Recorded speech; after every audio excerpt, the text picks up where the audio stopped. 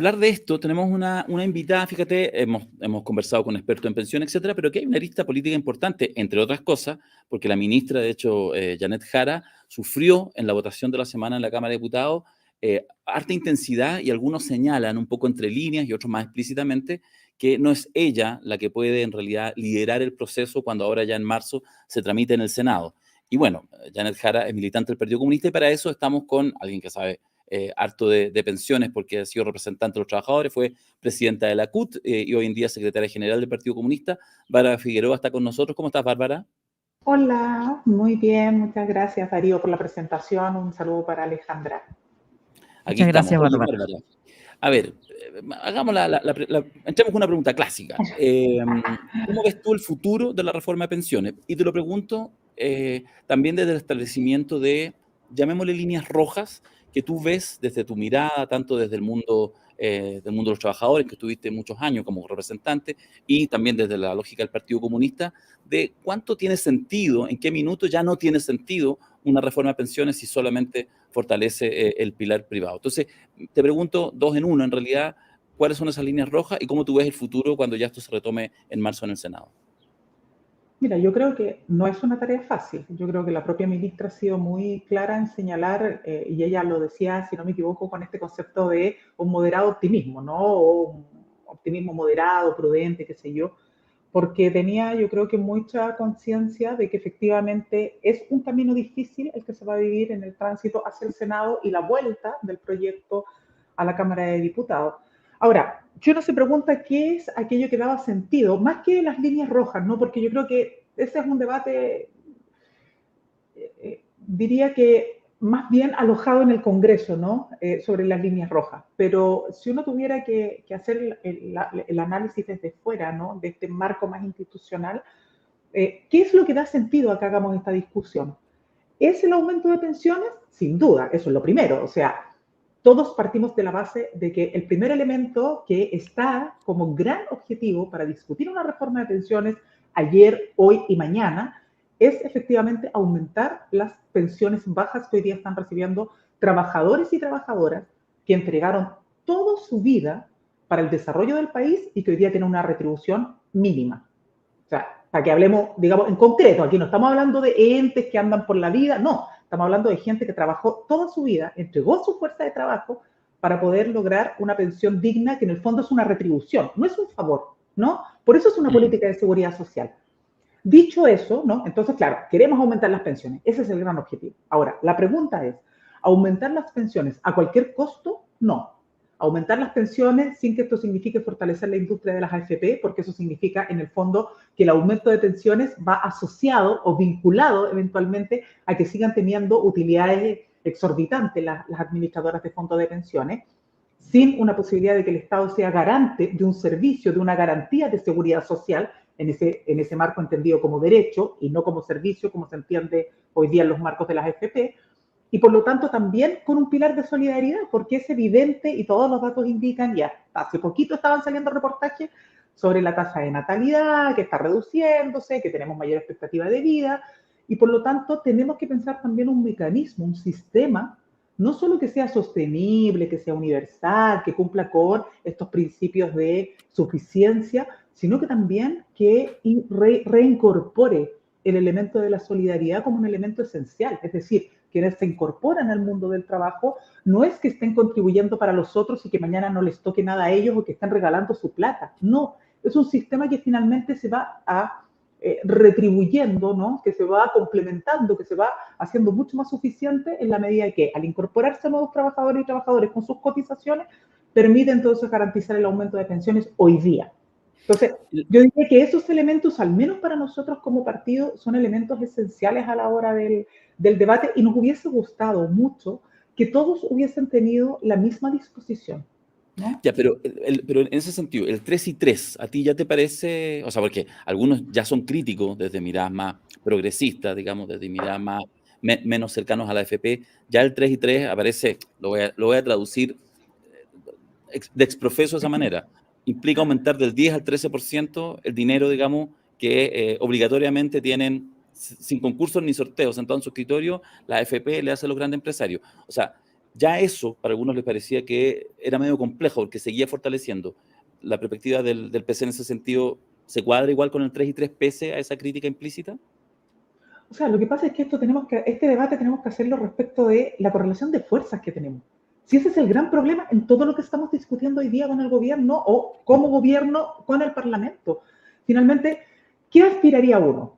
Efectivamente, lo que nosotros hubiésemos anhelado, y en eso compartimos miradas con otros partidos del Frente Amplio y otros, que dicen, mire, nosotros, ojalá el 6% hubiese sido íntegro a un pilar solidario para construir este sistema de seguridad social efectivo. Pero la correlación de fuerzas con la que contamos hoy día en el Congreso no permite que esa iniciativa, que era el proyecto original, además del Ejecutivo, ¿no? La propuesta principal que planteó el Ejecutivo en su minuto, avance. En ese contexto es que se llega a esta lógica del 3 y 3. Ahora, si esto, por eso ahí yo sí digo, hay un fino límite. Si el debate sobre el porcentaje, ¿no? Sobre este 13% hacia la FP, porque es así, efectivamente, es decir, del 10 que hoy día estamos cotizando, además se le incorpora un 3%. Si ese 13 y un 3% para solidaridad a algunos les parece desproporcionado, digamos bien qué es lo que estamos discutiendo. Porque tengo la impresión de que ahí no estamos discutiendo sobre pensiones, sino que estamos discutiendo más bien sobre un gallito, como diríamos en buen chileno, ¿no? Sí, Como sí. un gallito que se le quiere hacer al gobierno para que no avance su propuesta original. ¿Les importa a algunos un comino si realmente esto va a ir en beneficio o no de las familias, de los trabajadores? Mira, ayer se daban a conocer los datos del desempleo, Darío, del 2023. Estamos llegando a tasas del 8,5, 9%. Uno podría decir, bueno, pero no estamos en una situación tan crítica. Pero lo que es evidente es que hay más gente buscando trabajo, que la plata no está alcanzando para llegar a fin de mes. Entonces, tenemos una situación que se puede ir larvando, además, como un conflicto de mayor desafección con la institucionalidad política. Entonces, esto no es un problema de que yo en eso comparto, cuando desde el gobierno dicen, no, mira, pero es que esto no es un problema con nosotros, esto no es un problema en contra del gobierno.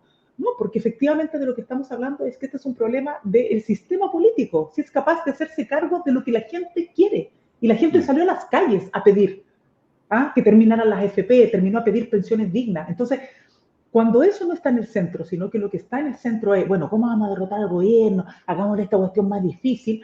Al final lo que terminamos haciendo es que la gente mira eso y cualquiera de nosotros dice, ¿sabes qué más? Váyanse a la punta del cerro, me importa un comino, hagan lo que quieran. En algún minuto algo tendrá que pasar para que esta cuestión cambie, ¿no? Entonces, Sí. creo que ahí hay un debate que todavía no logra, no sé si no logra ser bien comprendido, porque no creo que nadie No, nos sea falta tan comprensión. iluso de no darse Sí, cuenta, claro, sí. no son No, el tan tema no es ilusos de no darse comprensión. El cuenta. tema es... Sí, de hecho, no te lo voy a preguntar, pero hay una tesis que probablemente uno ve que incluso parte del empresariado sí quiere que se avance en la reforma de pensiones y es más bien la derecha política la que dice, pero ¿por qué le voy a dar agüita a este gobierno? ¿Para qué va a hacer que se luzca? Yo creo que hay un Mira, sector, perdón Darío, y sí, eso es súper importante, yo creo que hay un sector, no todos, porque nos hemos dado cuenta de posiciones que ha ido representando en este último tiempo la CPC, que son bien lamentables, que después andan pidiendo diálogo social, que después andan pidiendo sí. agüita, no, sentémonos todos, legitimemos, pero resulta que cuando pueden meten la cuchufleta. Entonces, pero efectivamente yo creo que hay un sector del empresariado que tiene plena conciencia, no por una cuestión de responsabilidad social o no sé qué, creo que tienen plena conciencia porque saben lo que puede significar para la conflictividad social que estos temas no sean bien abordados hoy día. En la discusión de las últimas semanas y en la votación finalmente que se trasunta en la Cámara y que genera efectivamente lo que parecía en los primeros minutos una cierta victoria, incluso con alguna holgura en los votos, el gobierno se transforma objetivamente de victoria pírrica, yo diría casi a derrota, salvo el hecho de la idea de legislar. Y por ahí quiero hacer política ficción, porque viendo algunas declaraciones, comentarios casi de pasillo, en el fondo la derecha empieza a hacer el siguiente encuadre. Mira, hay una cosa en la que estamos de acuerdo, el 3% a capitalización individual, y no estamos de acuerdo en el 3% a fondos colectivos. Entonces, incluso algunos han planteado que eventualmente en este ceder hasta que duele, hasta que más duela, hasta que más duela, de parte del gobierno y de parte de la ministra, podría incluso eventualmente solo considerarse un aumento a ese 3% y finalmente, y que no quede nada en lo colectivo, porque ahí hay una definición ideológica, o que quede algo que realmente sea no sé, un 0,5, una cifra que sea absurda. Si ya lo es un poquito, un 3% de un 16%. Si eso va para allá, ¿qué crees tú? ¿Qué crees tú? Te lo pregunto completamente. Fuiste hace poco embajador del gobierno, es decir, has estado en los diversos roles, pero ahora estás en un rol y además apuntalando a la ministra Jara. ¿Cómo crees tú que va a pasar y en qué minuto eventualmente el Partido Comunista, insisto además, el partido de la ministra por de pronto, dice, no, en estas condiciones en realidad no vamos a concurrir con nuestros votos a legitimar, a votar algo que se llame reforma de pensiones cuando en rigor no lo es? Mira, yo no pretendo ni voy a interpretar, hablar por nuestra ministra, por la compañera Janet, que por lo demás tiene, digamos, mejor manejo que uno, digamos, para poder hacerse cargo de todos estos desafíos y de cómo plantear todos estos debates. Pero sí creo que estamos enfrentados a una situación que es crítica. Yo creo que, así como en su minuto dijimos, muchos de nosotros, siendo también parte de ese gobierno, en un rol distinto, con mucho menos incidencia, pero siendo parte del gobierno de la nueva mayoría, que estábamos frente a un gobierno en disputa, hoy día es evidente también que estamos frente a una política en disputa. No es solamente un problema de que, ay, mira, el gobierno, no. Estamos frente a un sistema político en disputa, en una tensión muy fuerte, donde el clivaje que ha generado la presencia y la irrupción tan fuerte de republicanos ha movido la aguja. Y la pregunta es, bueno, ¿qué vamos a hacer los sectores de izquierda y el mundo progresista, más allá del gobierno, ¿no? Más allá de la ministra? ¿Qué vamos a hacer para tratar de desequilibrar este desbalance que se está produciendo? Porque hay un evidente desbalance. Entonces, en esta reforma, es lo que está pasando con la ley corta ISAPRE, etcétera. O sea, hay una ofensiva que algunos decían, no, mira, después del plebiscito del 17 de diciembre las cosas van a cambiar, ¿no? Así como que ya la cosa se va a poner más tranquila. O sea, no podemos ser cándidos en esto, ¿no? Acá tenemos sectores que van a insistir en pasar a la ofensiva con ciertos planteamientos y postulados y con su mirada ideológica, porque por Dios que hay ideología ahí, ¿ah? Y por lo tanto, lo que quizás tenemos que reflexionar mucho en el mundo progresista, y digo progresista porque probablemente si digo solo izquierda me quedo corta, ¿no? Porque hay gente que va a decir, no, pero nosotros no somos de izquierda, somos más de centro. Bueno, para no entrar en ese debate y en esa polémica, que es muy interesante, muy sabrosa, pero para nosotros, digamos, porque quienes estamos más en la vida política, el mundo progresista va a tener que mirar y ver de qué manera forjamos y tratamos de construir estas correlaciones de fuerza que permitan salir de esta lógica casi de empate en el que estamos y que permitan que efectivamente se avance. En ese sentido, no solo es importante lo que podamos decir los partidos, es muy importante también el rol que puede jugar el movimiento social, es muy importante las propuestas y los planteamientos que el movimiento social puede hacer, y también es muy importante los mecanismos de presión que puedan ejercer para que esto no sea como la sensación de que siempre es de un lado, siempre es de un lado que pujan, siempre de un lado te exigen, siempre de un lado te emplazan, siempre de un lado te exigen renuncia, te piden acusaciones constitucionales, bla, bla, bla. Y bueno, y el mundo que está comprometido con la necesidad de reforma, ¿dónde está? O sea, pueden tener mucha crítica al gobierno y eso es legítimo, si eso nos ocurre. A mí me pasó siendo presidenta de la CUT, ¿cuántas veces no tuve que también responder y escuchar los planteamientos de dirigentes que nos decían, oye, pero aquí tenemos que ir más duro, tenemos que hacer esto, tenemos que hacer lo otro? Y entonces uno se dice, bueno, tenemos que ser muy críticos, hay que ser, pero también se tiene que entender que ser críticos no significa que haya falta de compromiso, sino que cómo logramos el objetivo. Y el objetivo no es solo a toda costa sacar reformas, es que estas efectivamente se hagan cargo de expectativas, que por lo demás son expectativas inconclusas a partir incluso de lo que ocurrió en octubre del 2019. O sea, recuerdan ustedes que en su minuto, yo lo tengo muy fresco, digamos, porque era parte de ese proceso, pero cuando se hizo el paro del 12 de noviembre, convocado por el bloque sindical de unidad social, ese paro no era solo la demanda de buscar un camino institucional que derivó en una nueva constitución, en el debate de una nueva constitución, sino que también contemplaba el aumento del salario mínimo, que por cierto ya lo logramos, al fin llegamos a los famosos 500.000, pero todos sabemos que llegamos con retraso, ¿no? ¿Ah? Y estaba el tema de pensión, estaban temas de salud, de educación. Yo creo que ahí hay algo que aún nos cuesta como bien, ay, perdón, se me cayó la cuestión, aún estamos viendo cómo bien lo logramos, yo diría que cuajar. Ahora, tiempo se está agotando, entonces tampoco nos queda Sí. como tanto tiempo para seguir en ese camino. Ale Matú. Bárbara, sí, Si uno mira con distancia a Chile, digamos, desde cierta, entrecerrando los ojos, en Chile hay dos tipos de personas, los propietarios y los trabajadores. No hay, en realidad, lo que llamamos clase media o la gente que se siente o se autoidentifica como clase media, es una clase media que, digamos, está estudiada, es una clase media que vive en la incertidumbre porque basta cualquier viento en contra para que caiga en la pobreza o, no o tenga que vender la casa para pagar un tratamiento de salud. Entonces, desde esa perspectiva y que uno puede ver en política, más allá de las posturas de los partidos políticos y a quién intentan o no representar, a esa distancia es más o menos obvio que los trabajadores y trabajadoras debieran estar en una postura por una reforma de pensiones real. Eh, Tecnicismos más, tecnicismos Sí. menos, significaría que la plata que yo estoy aportando, ya sea al sistema privado o al sistema público, mejore mis pensiones.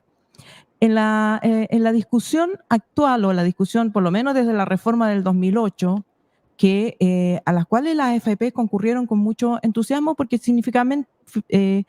significó fundamentalmente que el Estado se hizo cargo del pilar que no existía, Pilar y solidario.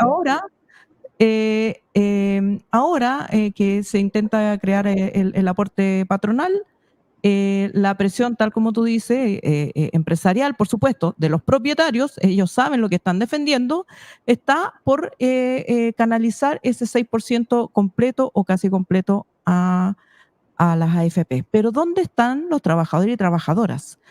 Eso que tú dices, el movimiento social, ¿dónde está? ¿Por qué no se articula? ¿Por qué no presiona? ¿Y por qué la política de gobierno no le hace un espacio? La ministra Jara fue a la reunión con Salaquet y ya, digamos, ha tenido que dar respuestas por eso, probablemente inspirada en la intención de poder avanzar más o lograr que la AFP entendieran cuál era el propósito de, no sé, de su política.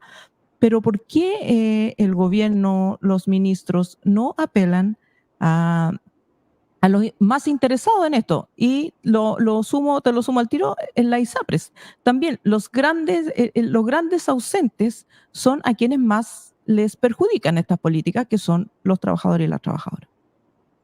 Bueno, me encantó esto que me planteé este tema, Alejandra. Bueno, yo en esto primero siempre, ustedes saben, mientras fui dirigente sindical lo señalé muchas veces, y por lo tanto no voy a cometer el mismo error que criticaba, ¿no? Que era que no me gustaba que otros hablaran por los dirigentes. Porque nosotros teníamos nuestras vocerías, nuestros planteamientos, nuestras propuestas, y por lo tanto, sí, los partidos u otros querían opinar, era importante que conversaran primero con las organizaciones sindicales, pero además que abrieran espacio, precisamente como tú dices, Alejandra, abrirle espacio al movimiento organizado para que fueran ellos, con sus dirigentes electos, ¿no? Sus representantes, quienes hicieran los planteamientos. A nosotros se nos invitó como secretarios generales de los partidos, estuvo no solamente en los partidos oficialistas, estuvo la Democracia Cristiana también convocada, estuvo el MIR, que tiene representación también en la CUT, y ellos nos contaron, ¿no? Estaba el presidente David Acuña, el secretario general Eric Campo, Karen Palma, vicepresidenta de la Mujer, y nos contaron las conclusiones de su congreso, de su último congreso, que para nuestro honor como familia llevaba el nombre de mi padre, que falleció hace un tiempo, dirigente sindical también de la Ranquil, y entonces ellos hicieron el congreso el 11 y 12 de enero. Y en ese congreso, lo que nos contaban, nos pasaron las resoluciones, ¿no? No solamente hubo acuerdo de movilización, lo que va a ocurrir con la convocatoria que hicieron a paro el 11 de abril, sino que también una serie de otros planteamientos en distintos frentes. Temas que tienen que ver con empleo, pero también que tienen que ver con salud, que tienen que ver con educación, que tienen que ver con seguridad, es decir, una serie de planteamientos que, claro, no es lo que probablemente va a estar en la retina, porque lo más, entre comillas, sabroso, ¿no? De la resolución del Congreso fue la convocatoria del 11. Pero ellos efectivamente lo que planteaban es que esto tenía que ver, por un lado, con reafirmar políticas, con reafirmar como propuestas, plataformas, pero también con una sensación, que no era una sensación a nivel central, porque, por ejemplo, los dirigentes nos comentaban, miren, nosotros nos reunimos regularmente y cada vez que hemos solicitado reunión con la ministra Jara, la ministra nos recibe, o sea, tenemos un diálogo muy fluido, pero hay una sensación en los dirigentes, particularmente en regiones, en los territorios, donde muchas veces sienten que las convocatorias que les hacen a participar son más bien como Formales. simbólicas, ¿no? Claro, o sea, mire, siéntese, le voy a contar en qué estamos, y ya. Y entonces decían, nosotros no podemos no hacernos cargo de ese planteamiento. Y una de las cosas que nosotros reafirmamos también en nuestro último pleno del Comité Central como partido fue que hay dos grandes desafíos para nosotros este 2024. Sin duda que el tema de la elección municipal y el desafío electoral, sí, por cierto, no vamos a ser ajenos a ese desafío porque somos un partido político y por lo tanto le damos un alto nivel de prioridad, pero también nos parece que es muy importante hacernos cargo de esta fractura, de esta crisis que existe entre la ciudadanía y la institucionalidad política, incluido en ello los partidos, por cierto, no somos ajenos a aquello, y que requiere para de alguna manera abordarse, empezar a, digamos, corregirse, que no solo digamos aquello que suponemos o que hemos conversado con las organizaciones, sino que también que la democracia sea más plena. Y una democracia plena requiere más actores, requiere actores organizados. Eso independientemente, Alejandra, de lo que tú dices, que efectivamente es una reflexión ya más propia, que siempre las organizaciones tienen que hacer, los partidos, las organizaciones sociales, ¿no? De cómo nos fortalecemos, de cómo somos más robustos, de cómo no, que también es muy importante, ¿no? Pero independientemente de eso, nosotros tenemos instituciones con las que el Estado puede dialogar. De hecho, tenemos el Consejo Superior Laboral, donde participa la CPC, donde participa la CUT. Entonces, ¿por qué no sacarle más provecho a esas instancias, no solo a nivel de lo que ya hace la ministra del Trabajo en su despliegue con las organizaciones, sino que también entendiendo esto que tú señalas, que no es, primero no podemos pretender que las organizaciones sociales sean o planteen o estén de acuerdo con todo lo que dice el gobierno, pero eso no significa que se transforman en un enemigo de clase, que con críticas y todo pueden ser muy contribuyentes en esta lógica, como decía, de desequilibrar la balanza, de poder efectivamente poner en el centro que vamos a hacer todo en unidad social y política para avanzar en las transformaciones. Es decir, así como hay algunos que no van a dejar por hacer nada con tal de detener estos avances, bueno, que la señal del otro lado también exista. Y yo saludo mucho los esfuerzos que se están haciendo hoy día. Leí y vi las declaraciones de la coordinadora de normas AFP respecto del tema de pensiones, ¿no? de la aprobación del proyecto. Como les decía, tuvimos la semana pasada esta reunión con la CUT para conocer de su resolución y los planteamientos que han hecho. Sabemos que hay otras organizaciones, incluso de trabajadores de las propias AFP, que también están, digamos, muy empapados de este debate. Y probablemente saben más que nadie del tema. Y esta sería mi última pregunta, no sé si después Darío quiere hacer alguna otra, pero mi última pregunta sería sobre eso, porque también uno dice, bueno, está la coordinadora esta y uno, si uno mira a veces objetivamente, son organizaciones con poca base, digamos, hay dirigentes históricos o se van reuniendo, pero ¿ha habido una falencia en los partidos de izquierda en entender las transformaciones del mundo del trabajo, en que, digamos, no por no estar sindicalizados, la gran mayoría de los trabajadores dejan de ser trabajadores y de requerir una voz? Hoy día, probablemente producto de las leyes que se dictaron en su momento, pero la realidad es que es una minoría de trabajadores las que están afiliadas a algún sindicato o alguna organización. ¿Qué pasa con esa gran masa de trabajadores y trabajadoras que no tienen voz ni representante? Bueno, mira, yo creo que eso, insisto, no puedo hacerme cargo, digamos, del debate que están haciendo, que sé que lo están haciendo porque nos lo comentaron en la reunión que tuvimos, al menos con la CUT, y me imagino que no solamente ellos, probablemente muchas organizaciones están haciendo esa reflexión de cómo, de qué manera poder fortalecer la cantidad de trabajadores y trabajadoras organizados, porque creo que en términos de demanda, las demandas son bien universales. estés o no estés afiliado a un sindicato, el tema de pensiones te golpea igual. Estés o no estés afiliado a un sindicato, las condiciones de vida, las condiciones materiales te golpean igual. De hecho, tenemos una gran cantidad de trabajadores y trabajadoras por cuenta propia, trabajadoras en domicilio, que no es lo mismo. Más precario, claro.